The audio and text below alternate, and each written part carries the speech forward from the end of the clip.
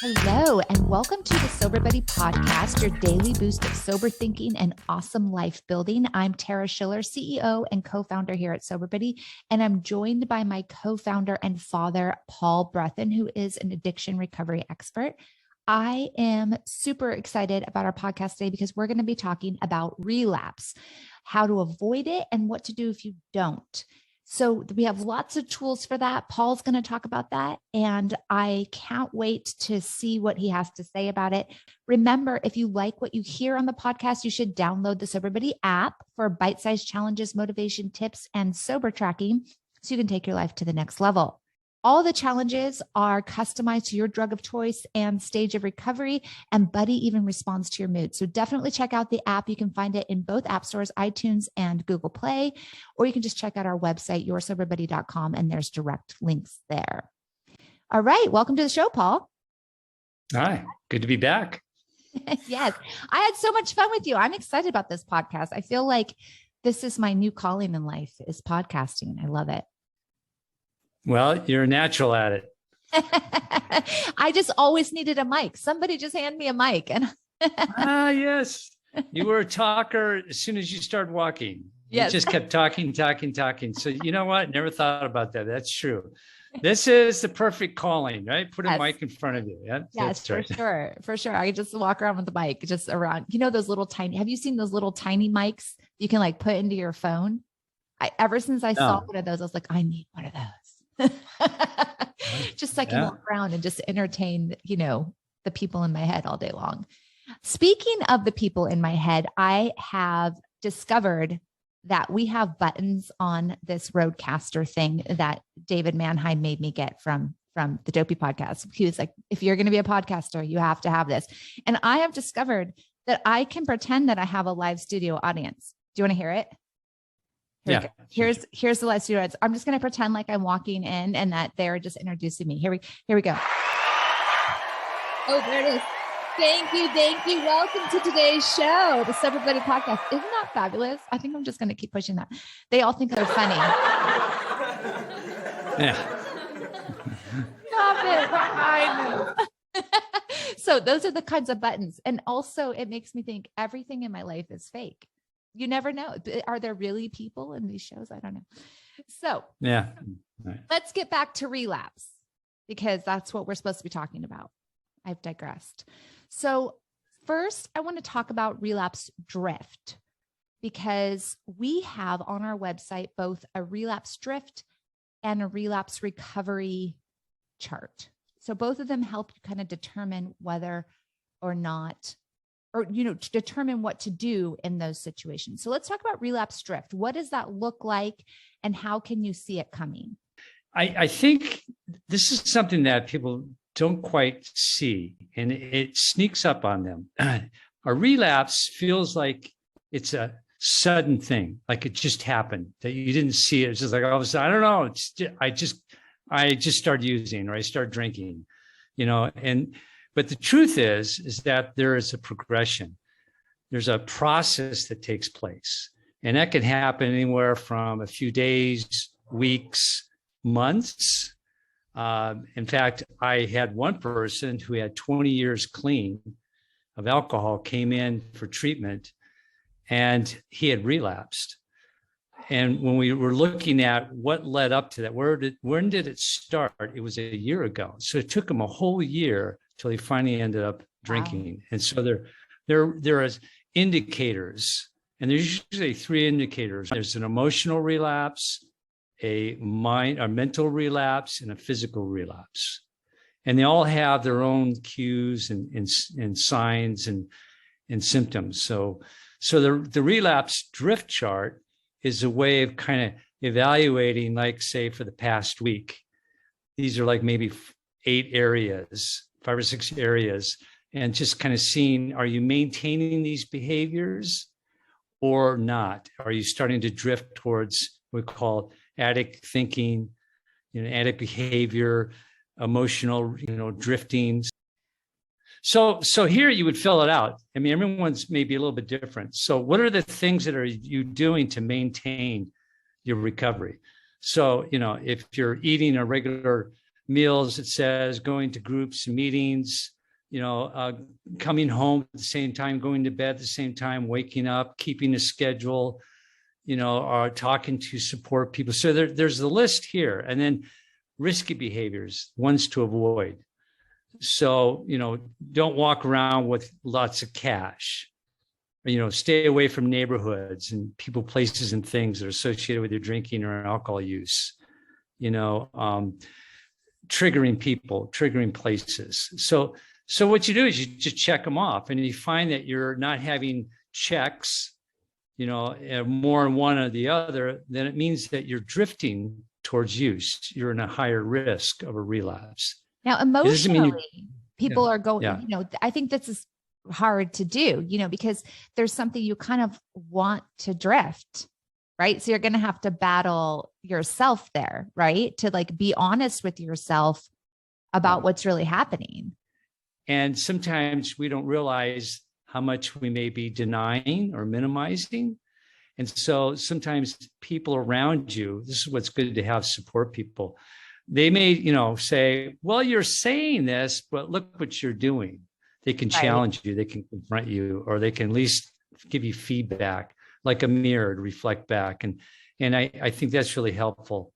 Although to, I will to have say, that kind of support. Yeah. And one of our challenges in the app is to tell someone, to kind of like out yourself, or to tell on yourself if you're having a secret thought. So we have this challenge where it says, tell somebody the secret thought you're having about drinking or using, like your secret relapse justification, Right.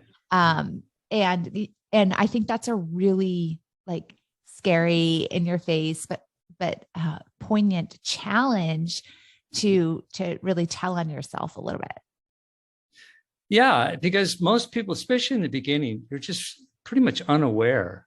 And so this is the thing about truth, telling the truth, speaking the truth. Only through truth can you gain clarity.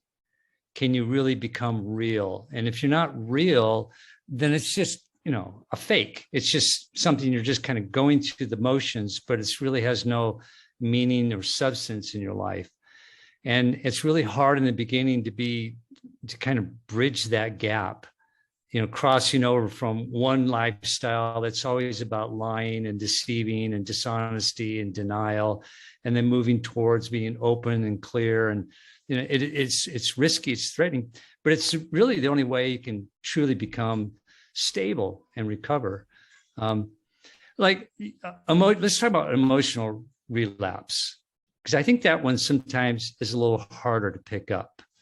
And what that is that in your mind, you're telling yourself, you're committed, but your emotions could be saying something else.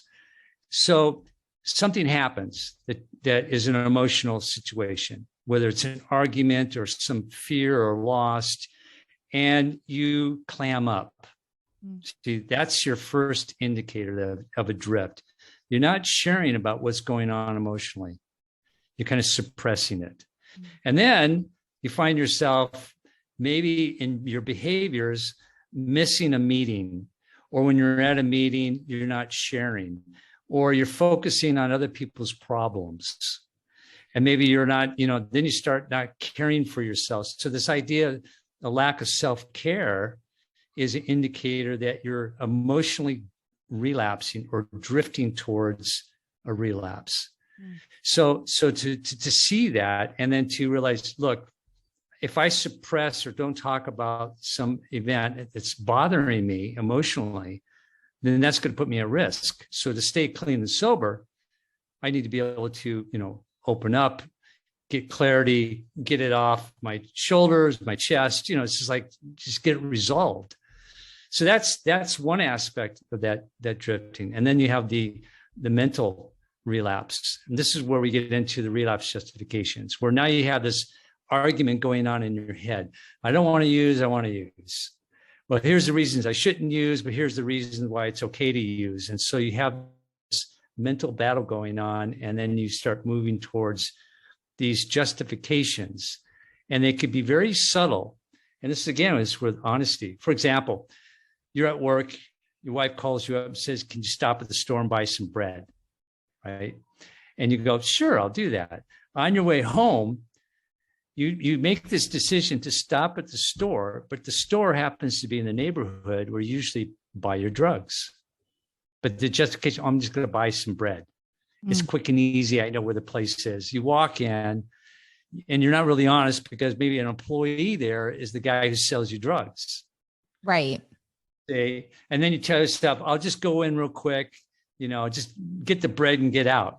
So every thought becomes really a cover up, really not of what's going on internally. And so sure enough, as you get closer, then you start having cravings because it's a trigger. So now you have this overwhelming, powerful urge, which kind of just overwhelms any kind of you think about is just getting the drug and using the drug. And so you end up, buying, using, relapsing. And so to try to stop when you're in that heightened state makes it extremely difficult not use. Because the earlier you recognize it, the easier it is to make good choices, healthy choices. And that could be anywhere from within a day, a few days, a week, a month. You know what I'm saying? And that's part of what we call relapse prevention. And then, of course, the physical relapse is the actual use. The actual use. Now, that can be divided into two areas. A lapse would be like a one-time use and maybe a secondary drug. So you're in recovery for cocaine and you go, well, marijuana really wasn't that big of a deal or alcohol. And so you smoke a bowl or you have one drink. And we consider that, a relapse, a lapse. In other words, it's a one-time thing. And if you don't stop at that point and get back on track, it can quickly lead to a relapse. In other words, an out of control use. So whether it's binging or several times in a week, you pretty much pick up where you left off. In fact, the guy I mentioned that had 20 years clean, when he came in, he said it scared him when he relapsed. He says, it's like I just picked up where I left off after 20 years. He ended up binge drinking the whole weekend and he was blacking out. He didn't know where he was after 20 years. It's like 20 years just wasn't even there. He was just shocked. So that's what I'm saying. You could just pick up right where you left off and get right into it immediately. So once again, anytime you have any kind of episode, whether it's a lapse or even a relapse, getting back as soon as you can, facing that shame and the guilt, talking to people, get back on the things that you used to do to keep you clean and sober, that's really critical. So you don't end up, having a long period of time of months, before you start intervening to get yourself some help. Right. So if you had like a 3-step way to get back on track or a 5-step, like what are the steps to take? Well, I think the first thing is you have to connect with people, the people that are there to support you. That's the first thing. So whether it's contacting a sponsor or somebody or going to a group and then sharing about that. And of course, then all the skills like we teach about with the SoberBuddy app, about what are they, in fact, this gets to the relapse analysis, right? That you pull up where that will at least show you where you went wrong. And then the kind of things that you can do to kind of get back on track. I can learn and grow from this. It's like getting rid of that. Because I feel like that's a big thing is that it's hard to deal with a relapse because there's a lot of shame that goes along with it. Oh, yeah. And there's a lot of just disappointment, like the guy who was sober for 20 years, it doesn't take away his 20 years of sobriety. It feels that way. It feels like, oh my God, this is horrible. I've just erased everything, but it doesn't. And I think that learning and growing part, I love that instead of it being a failure, we're saying, okay, what can we learn about ourselves so that we can we can continue to build our lives. So if on the screen here, this kind of shows you what the relapse recovery track looks like. And you can talk us through this a little bit, Dad. Yeah. So we broke it down into like 7 categories. And there's 2 sides, like what happened and then what are the emotions around this. And so you have a job, personal events, treatment events, the drug and alcohol related behaviors. These are a lot of the, like being around, using friends, or secondary drug and alcohol use. And then other behaviors, relapse thoughts, these relapse justifications, and then your health. So we usually go back for 1 week before a relapse, and we just look at your life, like what was going on. And then what were you feeling about that? So, we have here, you missed some days at work, had an argument with the boss. And then the emotions around that was, the angry, the shame, afraid of losing your job. I mean, these kinds of things that can trigger you, right? We were talking about like an emotional relapse. And then maybe something else was going on with your personal relationships, personal event. And, you had an argument with your wife or your husband. And then, the frustration of not feeling supported, and, problems that can't get resolved, and anger. And then you missed a couple of meetings. You could see how things are starting to fall apart. And then you had a beer at a barbecue with your friends. Right. That then triggered you to have, something better than the alcohol. For sure. And then down at the bottom here, after you do all of those kind of analysis, we ask you, what do you think you need to change in order for you to not relapse again? I love this because it's like saying, okay, I've analyzed it all. And now what actions can I take to prevent it in the future? Right. Yeah. This is the whole thing. We look at relapse, like you said, not failure, but a learning experience. Right. You don't go through life, I don't care what you're working on, right, without some failures. You could have done it better. You need to do this. I mean, that's part of how we learn and mature. It's when we kind of, you think about it, if you mess up on something and you go, that's it, I'll give up. You're not going to do it perfectly. Nobody's going to do it perfectly. What can you do differently? So we have, you can have a list of things that you were doing, and maybe you need to make some changes, increase more meetings, talk more. We have thought stopping techniques. There's a whole array of skills that we haven't even talked about that are in the app. Dealing with emotions, dealing with cravings. How do you stop them? How do you regulate these things? And then sharing. I think it's important to share and to make commitments to yourself and others. When you keep things secret, then it's like it minimizes, I think, the impact that it can have in your life. So this is where being open and honest is helpful for your own commitment as well as with others. And I know sharing this, you feel like, what are people going to think about me? I was a sponsor. I mean, imagine the guy that had 20 years clean. He was very heavily involved in recovery, but for him to be honest is what he needs to do for his own recovery. And I know people may think one way or the other, but it's important for him to do that and get back.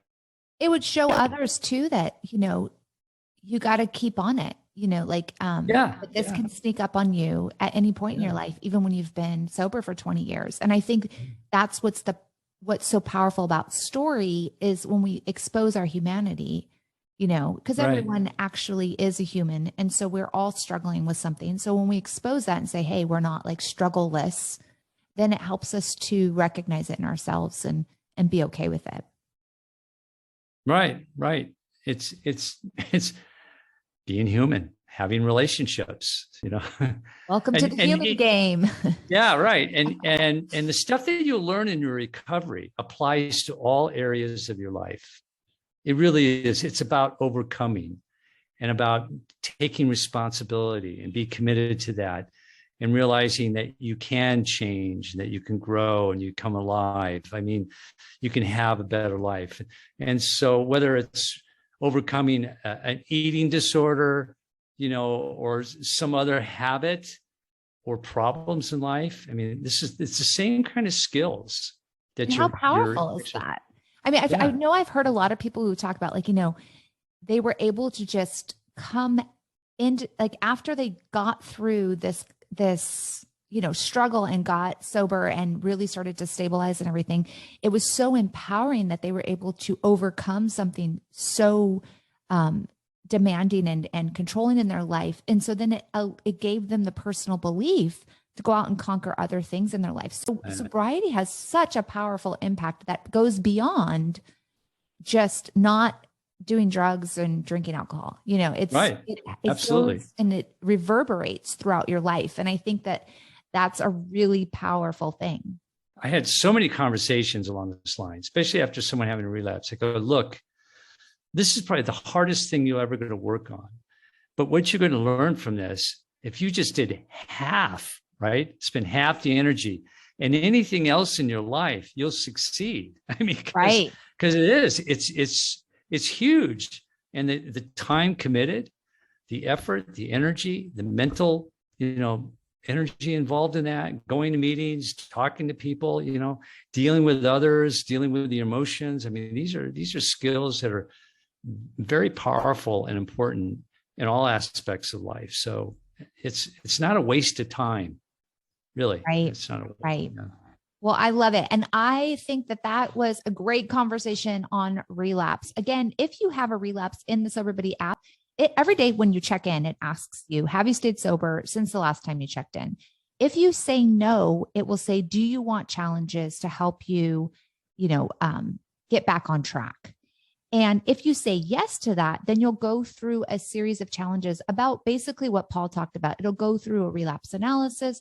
It'll talk about, telling somebody and how, it'll give you multiple actions to do to get back on track, just to help walk you through that process and both physically and emotionally and with your community. So I think that's a really cool thing that we've done in the app. I loved having this conversation and I can't wait to talk about whatever we talk about next time when we're on the podcast together, Dad. Wait, hold on. I just feel like our audience, they just love it. Do you hear that? Yeah. They're just you guys are such a great audience today. All right. Everybody at home, sorry, I have buttons now. I have to push them. So until next time. All right.